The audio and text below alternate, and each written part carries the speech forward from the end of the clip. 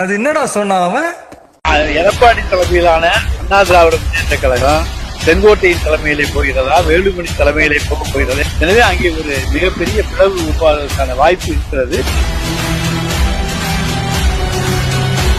இந்த இயக்கத்திற்கு எப்போது சோதனை வருகிற போது கோடிக்கணக்கான தொண்டர்கள் இந்த இயக்கத்திற்காக தங்களை அர்ப்பணித்துக் கொண்டிருக்கிற தொண்டர்களுக்கு என்றைக்குமே நான் தூணாக நின்று செயலாக்கி இருக்கிறேன் என்பதை வெளிப்படுத்துகிறேன். 2026 எடப்பாடி முதலமைச்சர் வருவது உறுதி.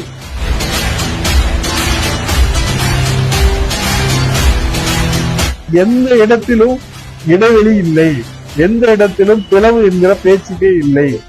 பிளவுன்னு அதிமுக பிளவுபட்டா இருக்கு, பிளவுபட்டா இருக்கு. ஆக இந்த கட்சி என்பது பீனிக்ஸ் பறவை போல எந்த கொம்பனாலும் அதிமுகவை அழிக்கவோ ஒடுக்கவோ முடக்கவோ முடியவே முடியாது.